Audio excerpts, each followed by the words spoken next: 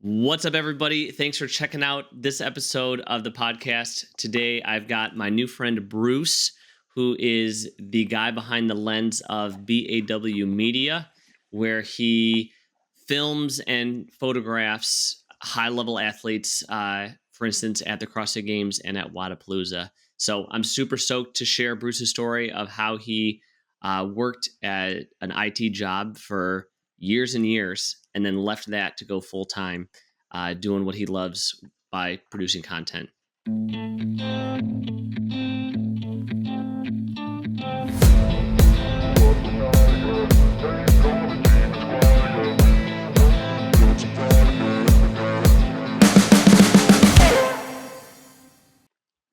Bruce, thanks for hopping on, dude. Oh, no, I appreciate it, man. It's super stoked to be here, man. Thanks for having me. Yeah, shout out to our friend Jen Green for connecting us Oh, and yeah. sharing just a little bit of your story. And so, thanks, Jen, for the plug. Yep, love you, Jen. So Bruce, what exactly do you do? I know I shared a little bit of what you do today. Go into a little more detail of like what it is that that you do for photography and videography and all that. Yeah, so pretty much, at first I initially started with, just photography. Then, I kind of picked up, some video stuff. So now I shoot for, a few big brands with CrossFit, Tupu probably being the most that people know me for. So I shoot a lot for Tupu. So I do a lot of their content and their, apparel launches and belt launches, things like that. I do, like I said, I've shot the CrossFit Games, Wadapalooza, Granite Games, all the majority of all the semis. So all over. So I'm pretty much doing a lot of that, even local comps. I shoot a lot of those. Kind of all over the place, man. So, but I'm not limited to fitness, just to make that clear. But that's probably about 90% of what I shoot. That is awesome. I love that what you do is like a niche within a niche Yeah. where, I like to tell people like you could be whatever you want to be. And that's something that my family told me growing up, but I mean that literally. Like there's people on Instagram that make these extravagant things that are cakes. And it's Yeah. like, dude, that's a thing. Like whatever you think you could be, like you can actually be that. And I think it's so cool that it's like, people are like, hey, I want to be a photographer. And it's like, cool, I want to be a fitness photographer. Cool. You're like, I want to be a CrossFit, you know, CrossFit Games photographer. And it's like that is like super narrow. And you've like made a reality. Yeah, it's sometimes it's surreal, but the the niche that we're in, like with all the other shooters, I mean, it's such an awesome community. So we all support each other, so it makes it, worthwhile whenever we meet up and shoot together. That's cool, dude.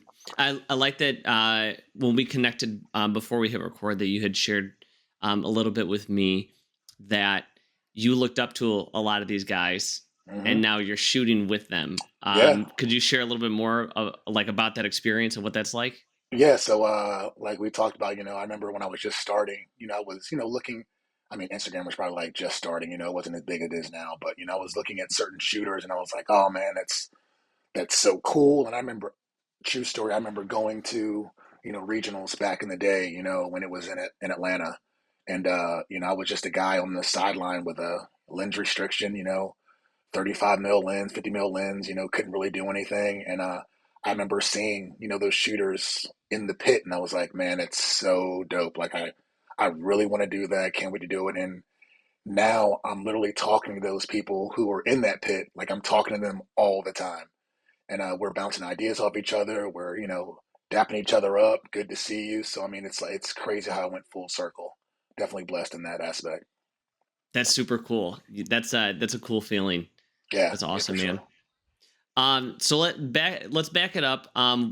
What did you used to do? What did you do before you were full time photography and videography? Yeah, so I was all in on IT. I was literally that guy who started with the customer service desk. I did that. Taking calls, solving your computer problems, and then from that moved up into network and server administration and became an IT supervisor. So I was, managing a couple of teams. Had a team here, a team in Texas, and literally worked for a government contracting company and monitored the networks and servers worldwide for the entire company. So I was responsible for making sure that, things were up and running. And when stuff went down, I was the guy trying to put the fires out. So I did that for, I think I said, and they were kind of shocked. It was like 15 years or so, man. So I've been in the game for a while, man. That's a long time to do something and change, like, and then pivot careers. Yes. Yeah. So, I mean, it's so just to back up, I mean, it's not, I was shooting while Sure. doing that IT, stuff, but of course, you're shooting full time. I mean, your availability is so limited, right? You can't, I couldn't say yes to a lot of jobs that, even though I probably did say yes and just went to work tired, but, I was definitely limited on travel and things that I could do. So, I was definitely shooting part time, but I say with any passion, man, it's tough to give, 50-50, and not know where you can go with your passion when you're giving, half of yourself to a full time job as well. It's tough. Yeah, dude, it is tough. When did you start shooting? I started in, oh man, I'm dating myself, 2012, I believe is when I started, the official, BAW Photography LLC type deal. So yeah, 2012 when I actually started shooting. Why did you what made you decide to start doing that? So I was a personal trainer at LA Fitness for prior to going into photography. And my dad had always been the guy, at family reunions, taking photos. We're the family with all the photo albums still in the living room. And so I was like, I always appreciated. Well, I didn't appreciate at the time when he was taking photos, but as I got older, I appreciated the fact that he had documented so much, and no one else had memories like we had in our living room to go back and look at, grandparents I don't remember, cousins I don't remember, things like that. So I think it was kind of, the seed was already planted, kind of. But then when, I started getting some good in-home clients and being able to afford my first camera, and actually I think my parents bought my first camera, but once I was able to do that, I started doing their personal headshots, their marketing stuff, and kind of just fell in love with it, And of course, when you first start it, you don't think you're good and you don't think people are going to hire you, but, things just started working out and I just kept putting my heart and soul into it. And, here I am talking to you, man. Who are the some of the first people that you reach out to when you're like, hey, I'm going to start taking pictures? Oh, so are we talking like, as in like people, like locally, like people actually shot for? Yeah, like Or, Bruce has got a camera and he's like, hey, I want to start taking pictures of people and having people pay me. so here's the craziest thing. Like literally, I had a really, really close friend back home in Virginia, and she was her brother was a really popular like wedding photographer. So she was like, like Bruce, I think you can really go far with this, let's start setting some stuff up. And she literally started, you know, getting some local athletes for me to shoot and practice on and practice lighting. And then, he would come along and kind of, be over my shoulder and help me out. So once I started doing that, I started reaching out to, some local gyms, CrossFit Woodbridge. I mean, big ups to them. They really took a chance on me and allowing me to, provide initial content for them. So that's really where I started. And then honestly, the rest of it was kind of word of mouth. I mean, I remember my first wedding, I think I shot for like $200, man, like 200, $300, like a wedding. I had, a little small camera. And now I look back at it and I cringe, but I mean, it's kind of where it all started, man. Just kind of started putting myself out there. Dude, that's really what I was wanted to hear about. When I asked that question, because tons of people will be like, "Man, how do I get started?" Like nobody wants to buy my thing, and there's going to be this grind, whether it's photography or personal training or whatever, where there's going to be like this very beginning where like I'm basically doing it for free or I'm doing it for cheap. I'm not Yeah. very good, but these people, they're willing to pay me for it and they're happy with the result. And then as you continue to level up, they start giving you referrals and then you start getting better and then you start charging more. And this is like Yeah. it becomes a trickle effect. And so many people will look at the how do I jump all the way to I'm getting paid thousands of dollars for a wedding when it's like, bro, like you don't have the experience, the gear, the talent yet to be able to charge that. You just need to be grateful for these people who are like, "Hey, I'll take a chance on you," and basically be your guinea pig. Yeah. Yeah. No, you're 100% right. That is it's a really tough beginning spot to be in because you're trying to, evaluate your worth, or are you worth even what you're charging? And even, I mean, even as time goes on, when your prices are going up, you're like, I can't believe these people are really paying me this much to do this. But you really have to believe in yourself and know that you're worth it. And I think once you realize that, and realize all the, like, those stories and journeys that I've been through, they don't know that part that you've been through, so you got to put that into perspective and understand that you put in the work and you're worth, every dollar you charge, whether other people believe it or not. You need to believe it. Dude, that's cool. That's big. And people didn't see, you know, uh, people now don't get to see Bruce cold calling gyms, being like, "Hey, could I come take pictures for you?" Or Yeah, and in that beginning, just like getting any and all pictures that you can get, they just see Bruce, sitting at the CrossFit Games and taking pictures, or sitting at Wadapalooza taking pictures, and uh, just like you were wondering, like, how do I get there? yeah, yeah. I mean, that's and it's crazy because people. I mean, I get messages all the time, like, how'd you do it? Like, what did you do? Like, and honestly, I mean, you really have to. I mean, you have to get comfortable being uncomfortable, as they say, right? You have to put yourself out there. And I mean, people are going to say no. You're going to get denied on things, or you're going to give a price and they're going to be like, that's I mean, they're not going to tell you you're not worth that, but their no is saying you're not worth that, right? So, and you just have to keep moving and, believe in yourself, honing on your skills, and just remain confident, man. It's a tough spot though. It's a journey for sure. But once you finally, get through it, it's so rewarding, so rewarding. Dude, that's super cool. And when they tell you no, like, you're not worth it yet. Yeah, yeah, you're right. Yeah, you're not worthy. And the crazy thing is, like, in your mindset, even though they tell you no, you still need to know that your value is there. They just may not see that value, and that, I mean, unfortunately, that's just going to happen. I mean, they don't see it, they don't see it. But I mean, there's been numerous of those same vendors, brands, clients, whoever, who told me years ago that they didn't see it. Now they're messaging me saying, "Are you available to shoot for me?" So, it's a you just have to believe in yourself, and I mean, it comes back, man. You just gotta, keep faith and keep pushing. Yeah, I mean, you have to balance, no matter what you're doing. If you're selling anything, you have to balance demonstrating upfront value while also understanding like what the client wants. Yeah, Because if somebody's like, "Hey, hey Bruce, I just want like a couple family photos," and you like give them a price, and they're like, "Man, that's more than I wanted to spend and more value than what I was even looking for." Well, then it's like, well, then maybe Bruce isn't a good person for you. Like, one hundred maybe you percent. need to go find somebody else. And like, that doesn't make you not worth it. It makes you not worth what they want. Like, you're too high tier for what they're looking for. 100%. It's so true. Like, just because they say no right now, yeah, that maybe they're just not the fit for you right now. That's pretty much what it is. But I mean, for every no, there's definitely 10 yeses to follow. So don't really worry about that no. And it helps you narrow down who the yes people are for you. Yeah, for sure, for sure. That's 100%.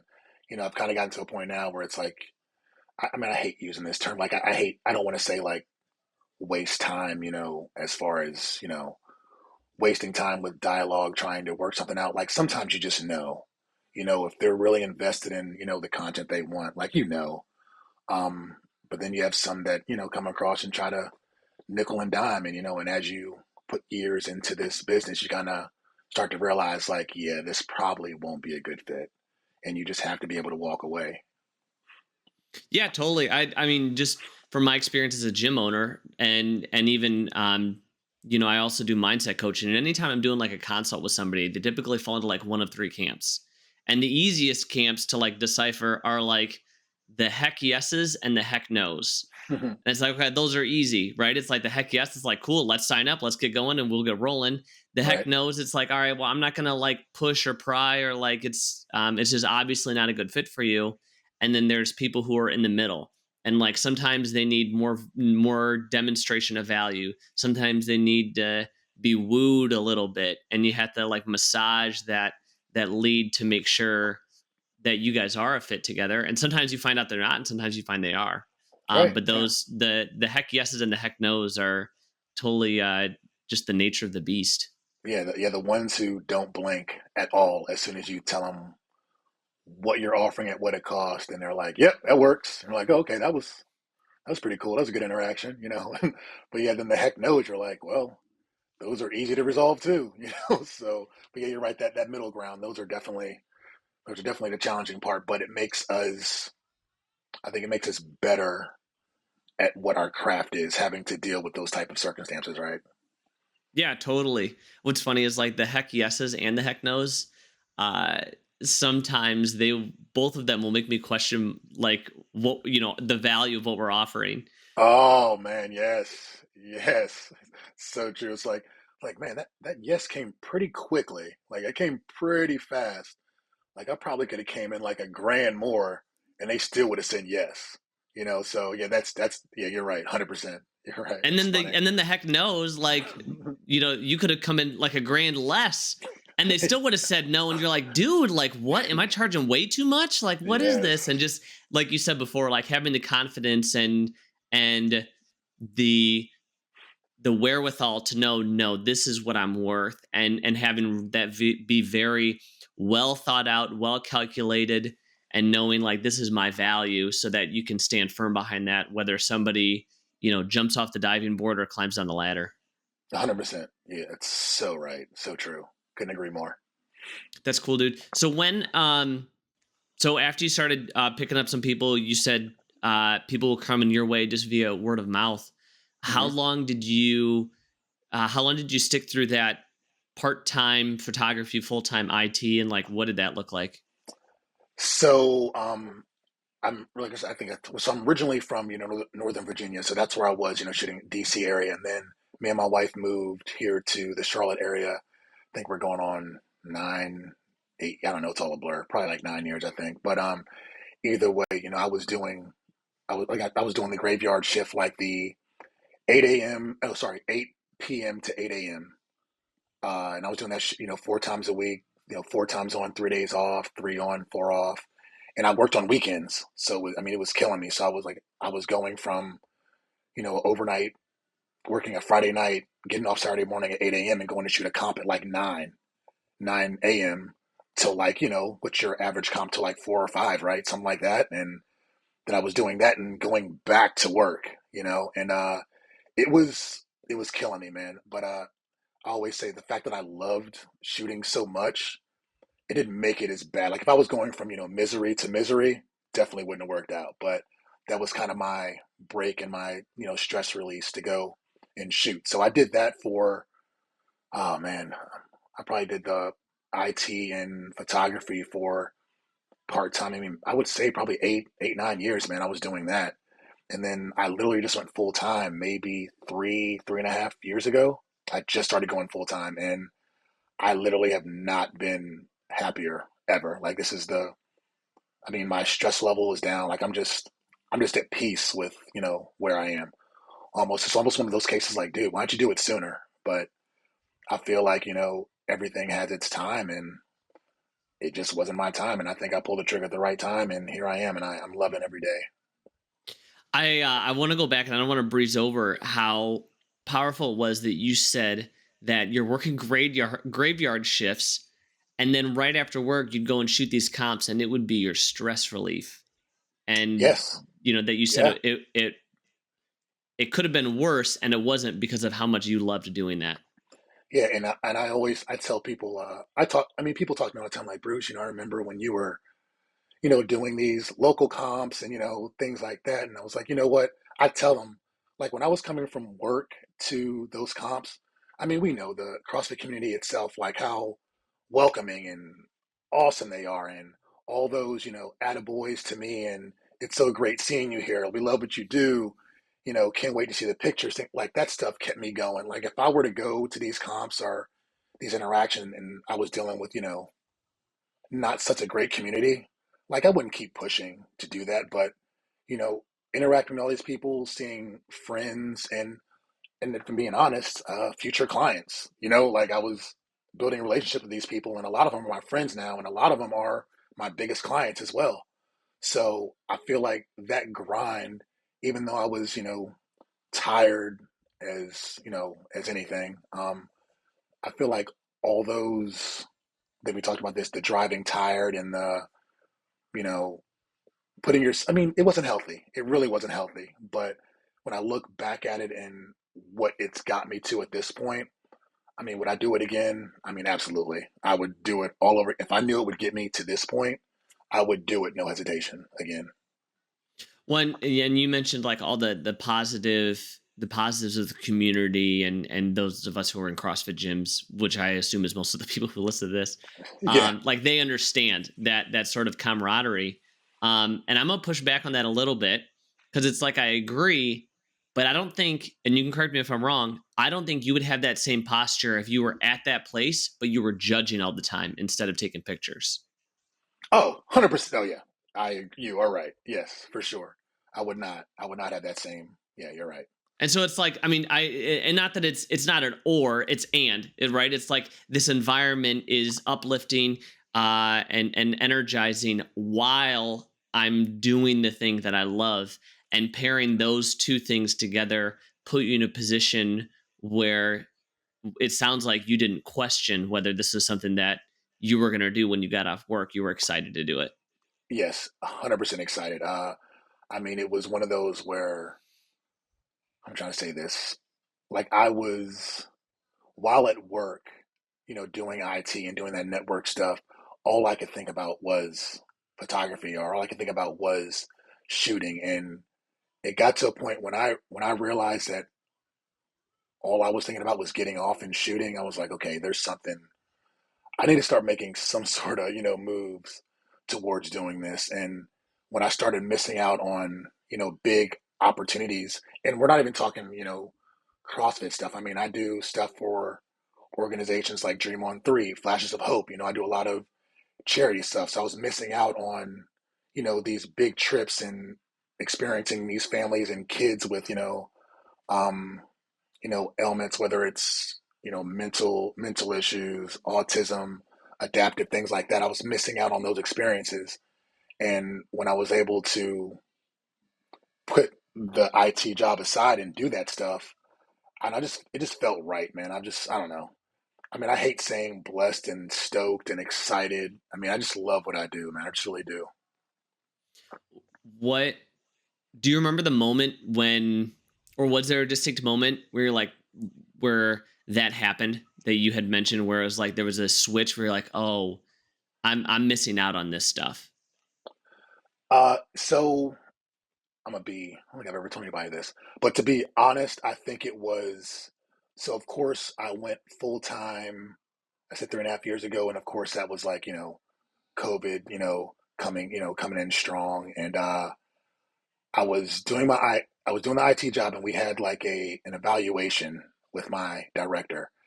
And, we were there talking, and I had never felt so unappreciated and undervalued in my life. Like that, when I started realizing that I was just a number, or I don't know, I was just holding the title, and I was just, putting fires out. And then if it all came down to it, they would replace me in a heartbeat and would not even think twice about it. And I think another scenario happened where I witnessed someone in my department, had passed away tragically.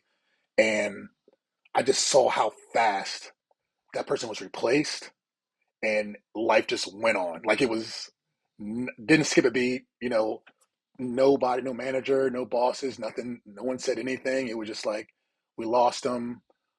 Here's a new guy taking his position. And I was like, wow, like that is the corporate world that I'm in. And my director, we had that evaluation. He just, like I said, I didn't feel appreciated. And I was like, this is not where I need to be. Like, I have a bigger purpose, and I can be around a community and people and doing something I love, where I know I'm appreciated and people want me there.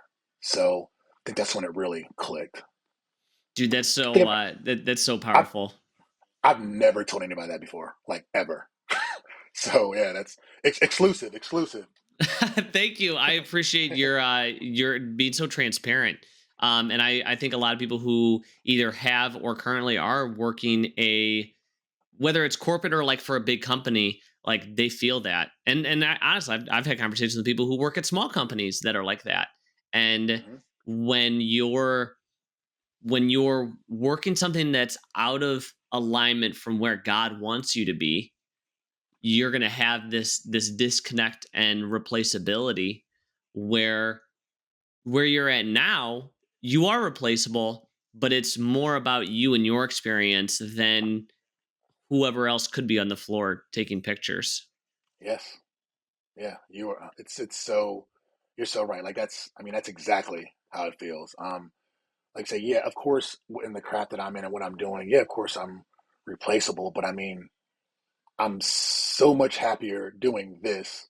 And if I got replaced by, let's say I was shooting for a brand or vendor, if someone took my spot and started shooting, getting that gig that I always got, I mean that's fine. I mean I could still go off and do shoot something else, and I'd still be doing what I love.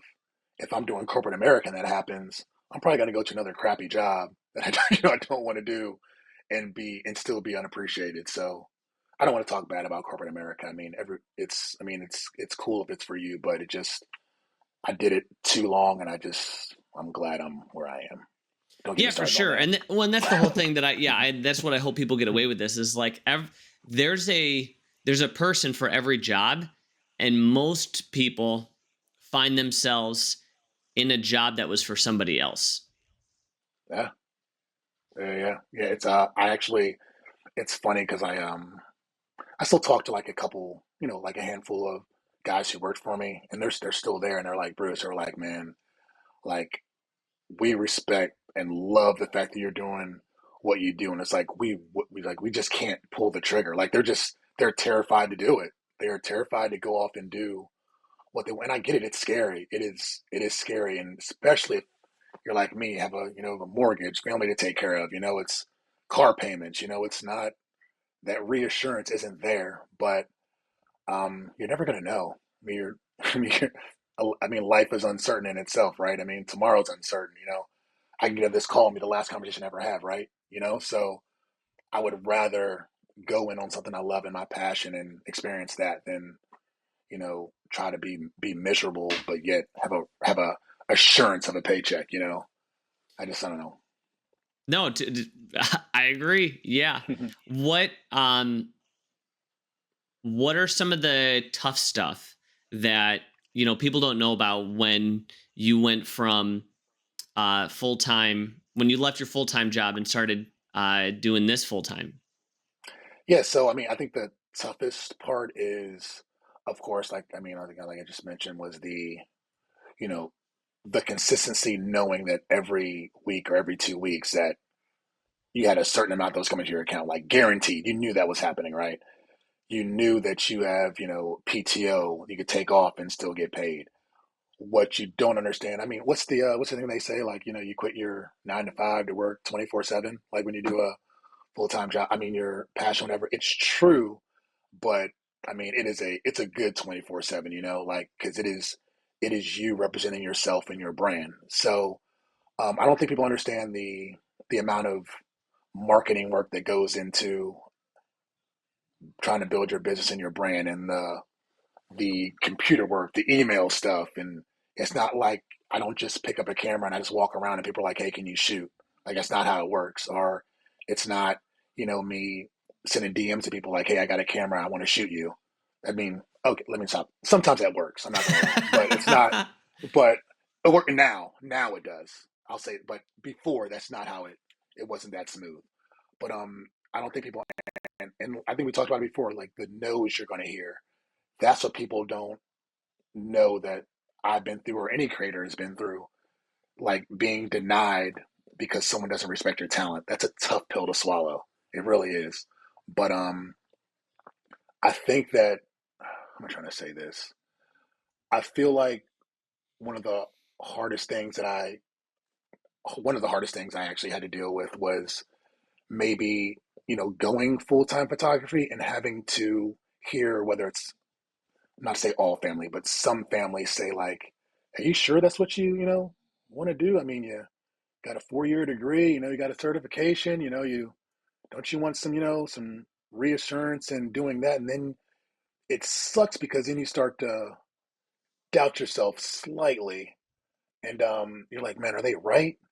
But and I think we talked about this, like you'll experience that, and then something will come along, and someone will reach out to you and say, hey, man, we got a weekend event we want you to cover, or can you fly out to Minnesota and cover this athlete? And you're like, okay, yeah, I'm good. This is where this is right, And my parents have been, I mean, super supportive. They haven't really, and I think it really came down to they saw how happy I was, right, and they saw that I was doing something I love, and I'm sure there's a lot of people who don't get that type of support. I mean, my wife, I mean, she was very supportive, and of course, I mean, the support comes when you have steady work coming in. It's a lot easier to accept when you're you're pulling stuff in and able to provide and do what you have to do. But it's those times where you're not getting any gigs, or you're no one's really talking to you. You're not pulling in any money, and if you do pull in any money, I mean, you're covering one bill. Like that's the scary part. And I think we talked about this before. It's like those scary moments of like, man, my car payment comes out tomorrow, and I have nothing. Like I, what I'm going to do? And I think we talked about this, how God works, and those moments where your phone goes off or email goes off, and they're just like, hey, are you available tomorrow? And you're like, we can pay you up front right now. It's like, what?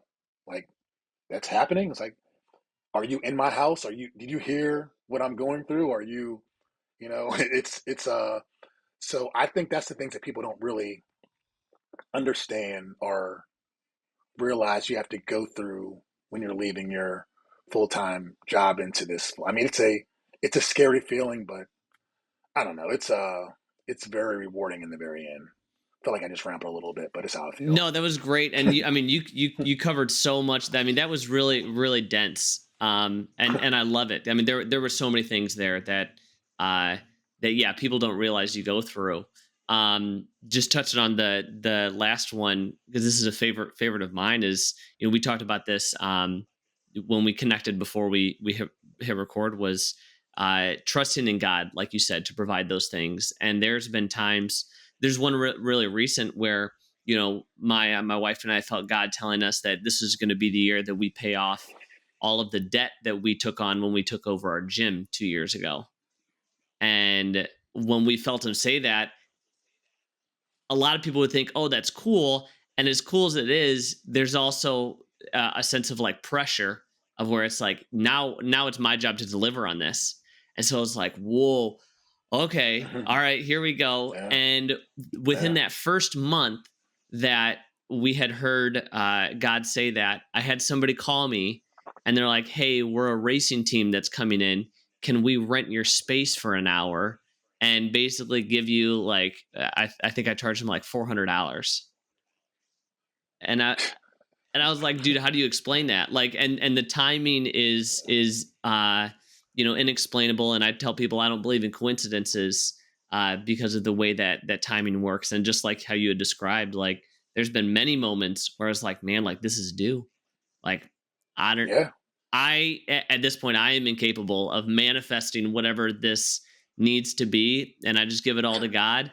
And yeah, and we talked about this before too. If it's not that day, it's the next day, and it appears in a yeah, way that I could not have manufactured myself.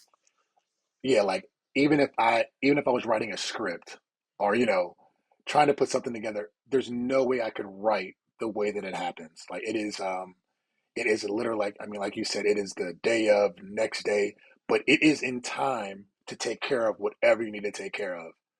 It's whatever monkey is on your back, whatever is causing you to toss and turn at night. Something comes along, and I honestly believe. I mean, I know your faith is strong, my faith is strong, and I strongly believe, like, without that, there is no way this is happening. No way. Um, I mean, I always say, I mean, God doesn't reward ugly. Always say that, and I try to, be as positive, caring, um, supportive as I can to anybody and everybody, and and I just feel like going that route and that path, I mean, it's just, I feel like it's the only way to do it, man. Like, I mean, what other way is there to live? You know, I feel like that's the best way to go about it. And the reward that comes back to you, like, not on your time, but in time, it's a beautiful thing. I feel like when and we know that because we lived it. I lived that Hmm. when when I was teaching high school math for a small stint, and when I'm convinced that when you do those things that God hasn't called you to do, that's really where the discontent comes from, the lack of fulfillment comes from. And when you open yourself up to what he has planned for your life is when you're filled with that fulfillment, and you're overwhelmed with the amount of blessing. And I feel like I've like left the mainland, swam across the channel onto this like amazing island, and I'm just trying to yell to the people on the other side of the channel, like, "Hey, it's cooler over here." And they're just like, "Ah, this sucks," and they're just like hanging out over there. I'm like, "You just have to swim." They're like, "Ah, send Yeah, me a yeah. boat." I'm like, "That's not how it works. There's no boats." Oh man, that's too funny. Yeah, you're right. And it's and like in your, I mean, we're a walking, living testimony, right? And it's like we're not blowing smoke at you, man. It's literally stuff we've experienced and multiple times. It's not like it was a one-off, right? It's things we've experienced multiple times. So I always say, we're our own light, right? So we spread our light as far as we can. I mean, some people just won't see it. If they don't see it, I mean, there's nothing else you can really do. But I mean, you can shine as bright as you can, right? Just hopefully that people follow that path that you're following. Yeah, and it's not just about it's like you said, you are your own light, and it's that deep, where it is as deep as fulfillment and deep as happiness and deep as like bliss. And people misinterpret that as success, and they like see like, oh, Bruce has got all these things going for him, he's successful. And it's like you can find worldly material success and not find satisfaction and fulfillment. Hey, thank you so much for making it this far into the episode. I hope you're enjoying it. If you are, please leave me a 5-star review if you're on Spotify. And if you're on YouTube, please hit that subscribe button so that you can be up to date on all the latest episodes that I'm putting out, so that you can be a better action taker, so that you can too pursue your passion. So thanks, and let's get back at it.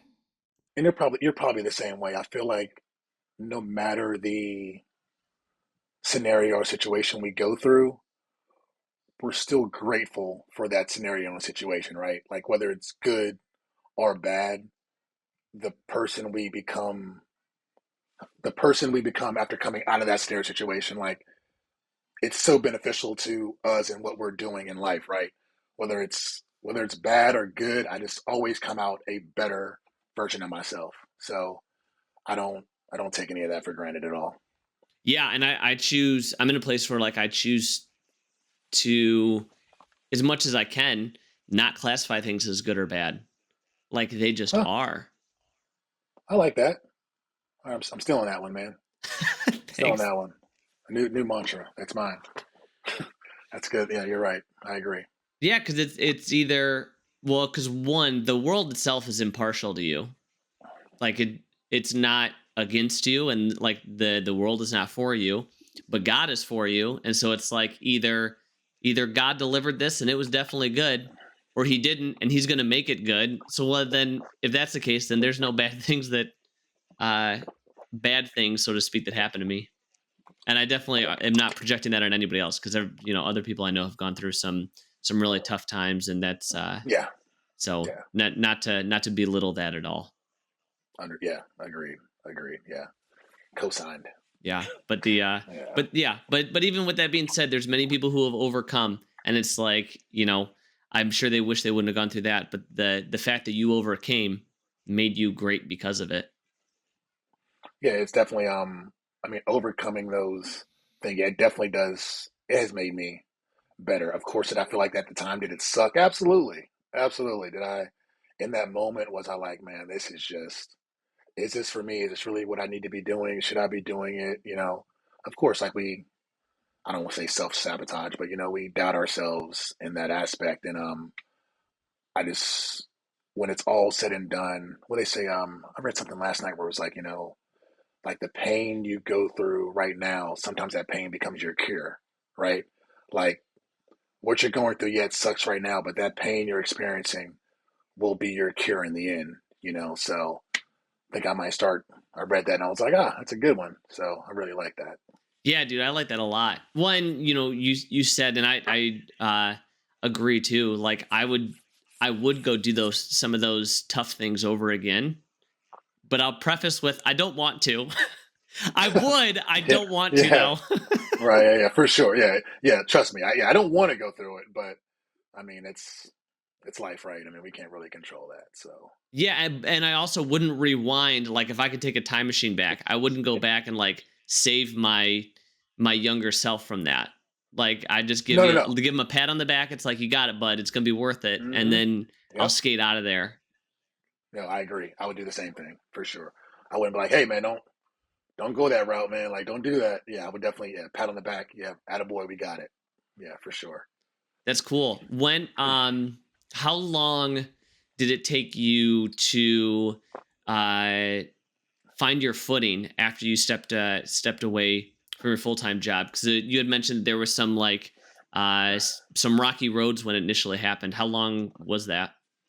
So I will say this that I was very fortunate in the aspect of before I left my IT job, I did have a lot of secure organizations that I shot for that I knew would, and these are this is non CrossFit related, non fitness related, that I knew that those would at least keep me something coming in, right?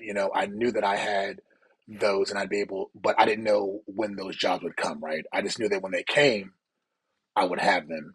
So I would say that maybe when I felt like super comfortable after I went full time was probably, and this is probably faster than most people, but I would say honestly, maybe 6 to 8 months in after I went full time, I was like, I am going to be okay. Because I started, once I realized I could start saying yes to like those jobs I said no to, and I was able to travel and do those things. And now once companies realize, oh man, Bruce is available, Bruce can travel, just ask him, you know? And I felt like when I was doing IT, companies or brands were like, well, man, it might be hard to get him because, I mean, he does have a full time IT job. So maybe we should ask someone we know who will definitely be available and does this full time rather than, checking with this guy first. So I think once I kind of announced that I was full time, a lot of brands and companies were like, "Oh, okay, Bruce is ready to go." So when we have something to come up, no matter when it is, we'll just ask him. So I think that was, yeah, I'd say 6 to 8 months when I felt like secure, I guess you could say. Yeah, that's cool. I like that you threw that at the end where like they were stoked to find out that you were full time. Because Hmm. I'm sure there's somebody out there listening that's like got one foot in, one foot out. They're like, man, like I don't want to risk it. I know like what's going to happen that first month, and I don't know how long I'm going to have to hang on to this. And it's Hmm. like, dude, there might be somebody waiting. Like they're just waiting for you to take that leap, and you just don't know until you do it.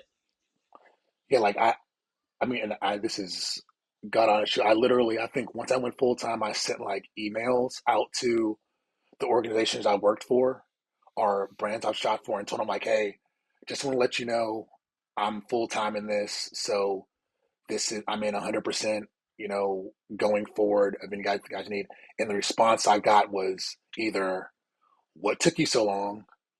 We're glad to hear that. Can't wait. Let's talk. I got some things I want to talk to you about. It was always that. And then when I saw those emails, I was like, man, like I could have done this months ago. And I mean, like they've just been waiting for me to be like all in. And like you said, I mean, I hope someone listening to this is. Trust me, I'm not telling anybody to go ahead and quit their job and do what they want to do. Like, make sure I do want you to follow your passion, but definitely be smart about it. But yeah, the response I got from everyone I worked for, it was mind blowing, and that's when I was like, yeah, I made the right call. That's super cool. we were at church recently, and I heard our pastor say, God won't give you what he's called you to build. And what you had just Mm, said totally mm, to me connects with that, where it's like, he may be just waiting for you to take that big step to provide that, to open up that door for that huge blessing. But he's like, he's waiting for you. And a lot of people have the other posture. They're like, oh, I'm waiting for God. It's like, well, he might be waiting for you.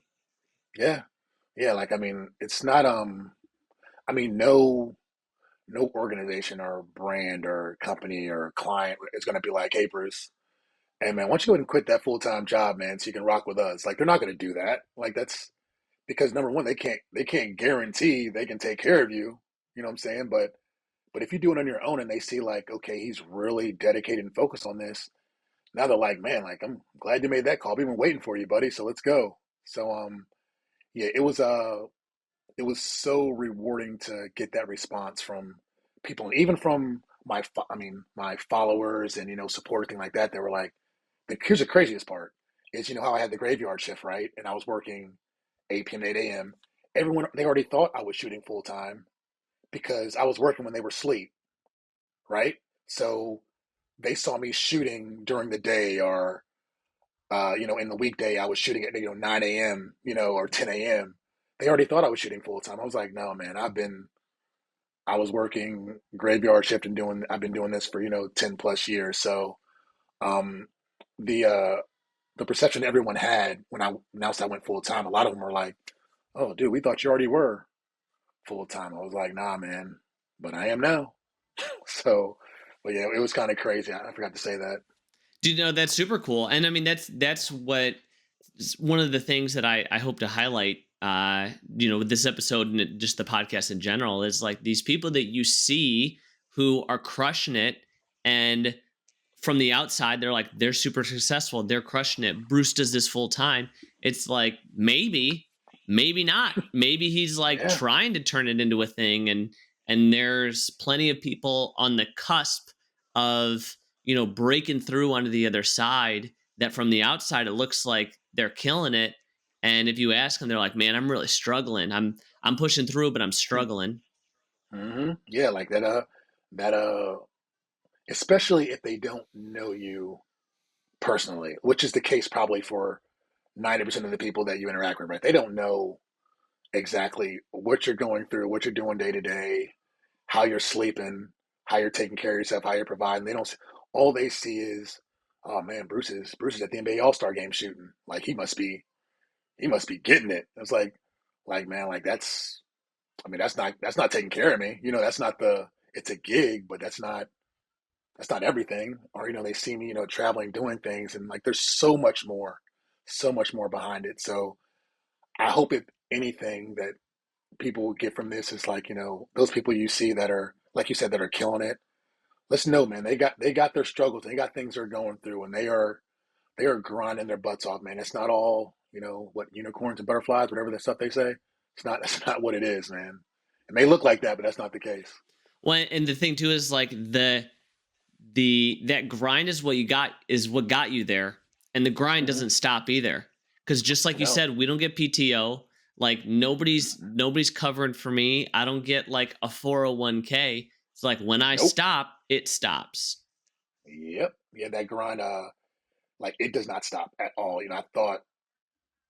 I mean, if you think you're grinding now, wait till you get full time. Like that grind is unreal because now you're like, this is my livelihood. This is what I'm doing this to provide, save, do whatever I have to do. Like this is, and that grind, like you said, it is 24. It's 24/7. I mean, I am. There's plenty of times. I mean, it's probably sad, but plenty of times I've been in bed at like 2 a.m. Like, oh man, I forgot to send that email out. I'll get up, go downstairs, turn the alarm off, go downstairs, send that email, and then get back in bed. And it's like things like that. Like people don't realize, like that email I sent. Those people who received it, they don't know that I woke up at 2 a.m. in the morning and came downstairs and remembered and sent that email off. They just think I just during the day sent an email out. That's not how it worked. So it is the grind is real, man. And But it's a hey, but it's a better grind than my corporate one though. Way better Oh, than dude, that. it's so worth it. Yeah, Yeah, it's so yeah, worth yeah. it. And I think about um you all the way in the beginning saying being on the sidelines watching these guys photograph and video capture the CrossFit Games, Hmm. and there's such a balance of like, yes, that should like it makes sense for that to be aspiring and that to be the dream, and there's another side where it's like, but that's not enough. Like just to Oh, like you yes. have to love it so much that you're willing to put in all this work and potentially never do that. Mm, yes. You're so man, you're so right. You're so right. That is yeah, right. That's not the end goal. Like that's not it. There's so much more that I wanna do, especially even outside of the CrossFit space in general. I mean, there's just so much more storytelling I want to do and work with, bigger brands. And with that comes more and more grind and, putting myself out there to do those things and learning and becoming a better man, a better person, a better creator, and that never stops. I mean, I learn something every time I shoot something. I'm always learning something new.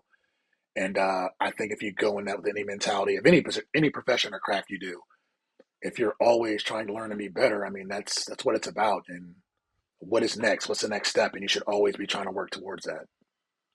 Yeah, I mean, you've got to you got to love it so much that it's fun, and you've got to love it Hmm. so much that you're gonna bust your butt to get as good as you can because you just love it that much. Yeah, yeah. It's you definitely got to love it because I would definitely be doing this and grinding as hard as I do if I didn't enjoy or love what I do. That'd be a hard sell, man. A really hard sell. Dude, I was I was thinking about that as you were talking. Like, if I like look at all the things that I do, it'd be like, man, this would really suck if I didn't like it. Yeah, for sure. I was like, man, this would be an awful life if I didn't like taking photos and video. Like, man, this would really suck because this is a lot of work if I didn't like it. Yeah, but I mean, my wife and I talk about like we're crazy people. Like what I just like Mm, I'm just totally interested in finding out like what are things that other people love as much as like I love helping other people. Like I like helping people with their mindset, with their fitness and making their life better. And I think about it all the time. And it's just like yeah, what I so I'm always interested and it's like what do you love that much cuz this is almost psychotic what I do. yeah, yeah, yeah. And especially psychotic the fact that you're always, and it's not. I don't want to say like you're always putting other people first, but you really want to help people and make them happy, and knowing that you will go beyond the means to make that happen, it's kind of like dude, like really, like that's what you want to do, but you literally love doing it. Like that is what you want to do. And I mean, there's probably a million professions we could be like, they're crazy. Like, why would they do that? So man, it's probably like that across the board, right?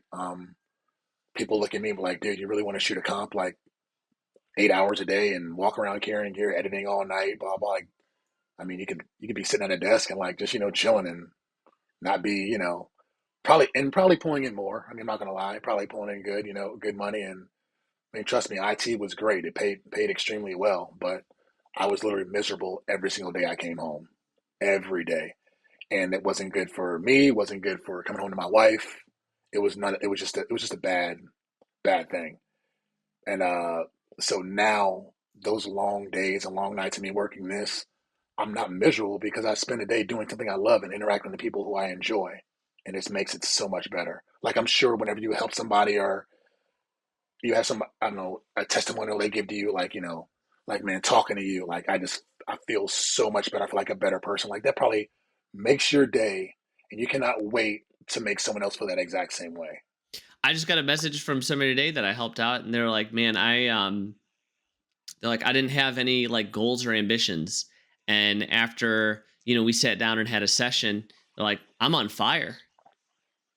Yeah, like let's be honest, you can't replicate how that made you feel. Like you can't put into words how someone telling you that made you feel doing something that you love to do. Like that's just you can't replace that, man. Like you just can't.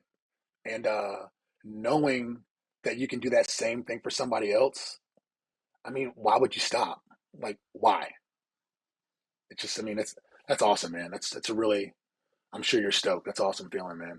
Thanks, dude. Yeah, dude, it totally Yeah. is. And I think going back to what you talked about is like, wouldn't it be easier if you just made a lot of money sitting at a desk?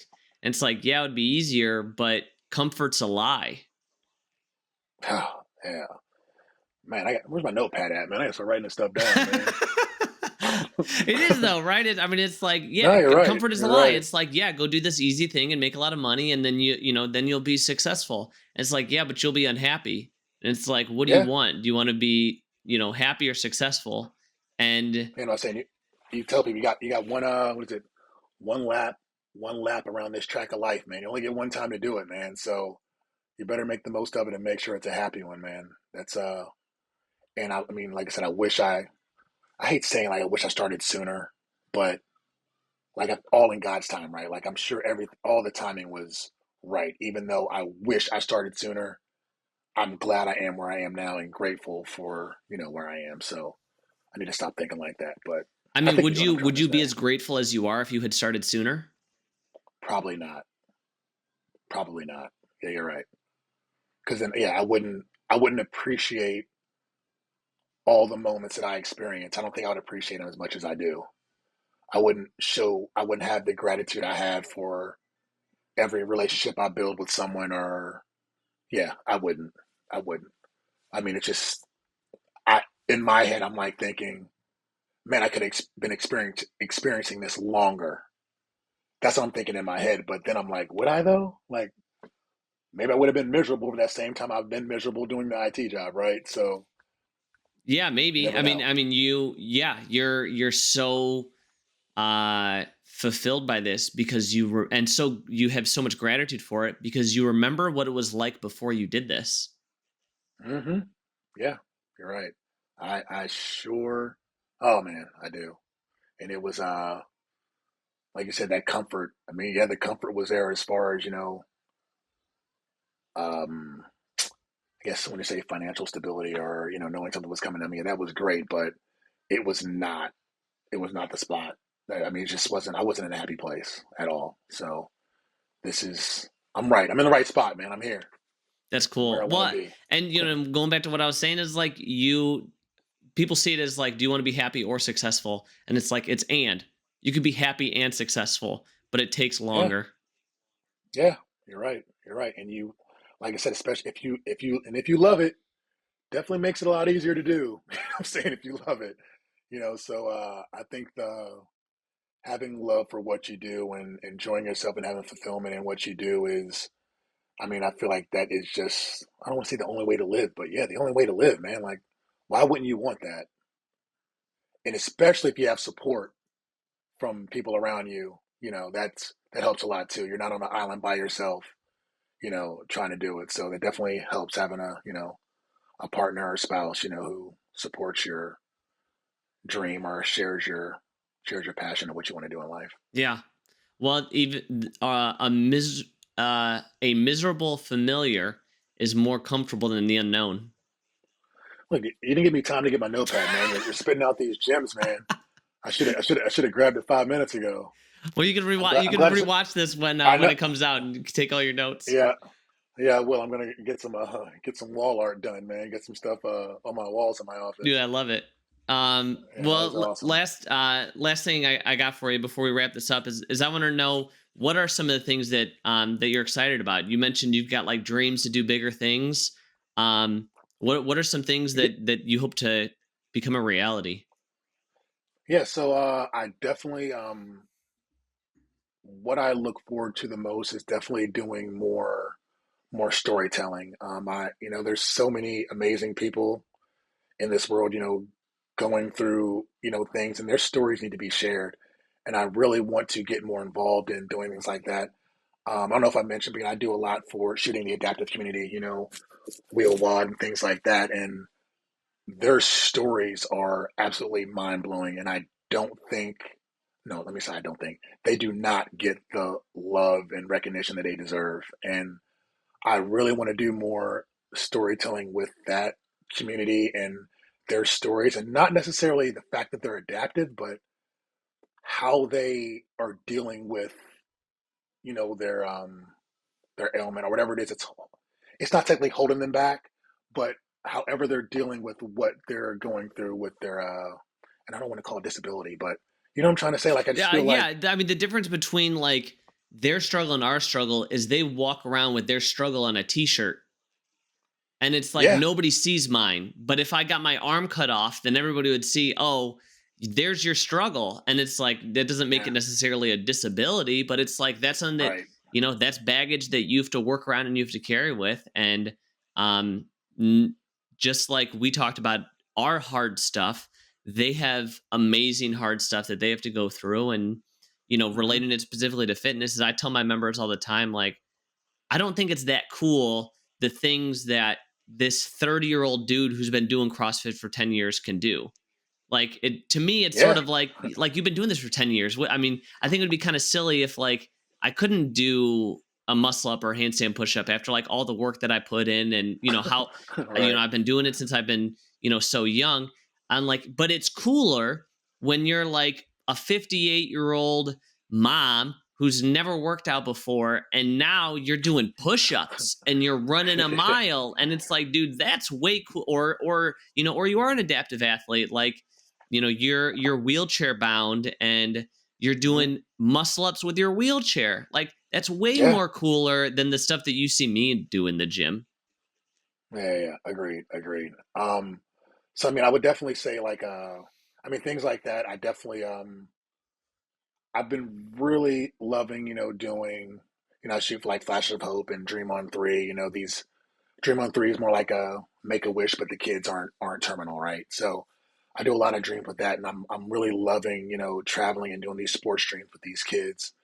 So I'd love to get, more involved, doing things like that and doing more storytelling with those families and those kids. Um, and with CrossFit alone, I mean, of course, I'd love to land, some massive contract with, a massive brand and just be on retainer with them. That'd be epic, right? So and just, shoot with them and be solely with them. And when they need something, they fly me out. I do that and I come back home. I mean, that would be awesome rather than, shooting comps every weekend and, you know, traveling, hours, to shoot a 3 hour comp and then coming back home, things like that. Of course, work smarter, not harder, right? I would love to, start doing that more. And I don't know. I just want to do more storytelling and do more. I don't say, I don't want to say sensitive, meaningful type story. I just feel like there's just so much more going on. And quick story, I have a close friend who just, I mean, she just got diagnosed with triple positive breast cancer, and she Oh was like, man, and she's I'm like the sorry. most genuine, positive, healthy person in the world. No smoking, no drinking, does everything for others, and I did an interview with her for a Girls Gone RX and did a, interview with her. And I was like doing this just felt so good, like being with a close friend, telling her story, sharing it with the world, showing how positive and motivating she is. Like things like that, I want to share more of rather than, an epic pic of someone, snatching 315 or, you know, I mean, seen it once, seen it enough, right? I just, it's cool and all, but I just feel like there's so many more better stories and moments to be shared with others. Dude, I totally agree, and that's super cool. And the a group that it comes to mind too with the adaptive athletes and with people who are overcoming adversity like that, to me is also like the masters athletes. Oh, don't get me started, They man. are Oh, it's so another like one. the what was it, a couple years ago during the CrossFit Games, the one athlete almost drowned, and that Oh, yes. Yeah. like Yeah. dude, I want way more about those guys cuz they are our future. And it's like Hmm. eventually we're going to be these 60-year-old dudes doing CrossFit. And it's like, I want Yeah. to know what that's like. I want to know, Yeah. and those guys that, because those guys aren't, a lot of them aren't doing CrossFit full time. Not like the No. individuals. They got a normal, like Dave Hippensteel is like one of the most Oh, yeah. veteran masters athletes. The dude's a dentist. he's a dentist yeah, and he crushes the yeah, CrossFit Games and the Masters. And it's like, dude, I want to know more about stuff like that. Um, yeah. uh, I'm gonna say I know. There's a guy here. I mean, he went to the Masters like the last 2 or 3 years. He's a plastic surgeon. Like he has his own practice. That's what he does. But he's like, I mean, I can imagine he's like a yoked up plastic surgeon just walking around. It's like, dude, he has his own practice, running probably a million dollar business. But he's still doing the CrossFit Games. So yeah, it's they are beyond expiring. Even at the games when I go and see like the 60 plus or 70 plus, and I mean, rope climbs, and like I mean, their biceps are popping. Like they got quads. I'm like, man, like if I'm 50% of that at that age, I've won. I've won. If I can do a rope climb at that age, I've won. I'm good. That's what I want. yeah, dude. And just like I'm trying to connect with you on the podcast, they're normal people. And it's like they're just normal Yeah, people who are doing 100%. fitness at their age, and maybe they've been doing it a Yep. long time, but it's like they're not these immortal beings, and Nope. we're just normal people getting after it, and getting after it Yeah. in the gym, getting after it in life, and I Yeah. just want to keep highlighting that there's normal people out here that are uh, being fulfilled and chasing their dream, and you could do it too.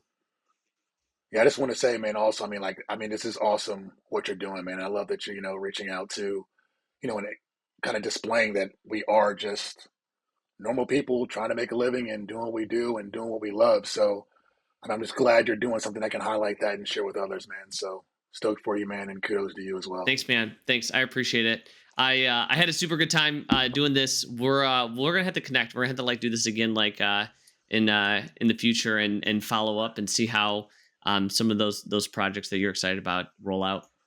Yeah, absolutely. Yeah, I might need you to send me some daily motivational quotes you're hiding to yourself, man. Just text them to me daily. Keep me going. Thanks, dude. For sure. Absolutely, man. All right, man. Have a good rest of your day, and I look forward to putting this out for the world.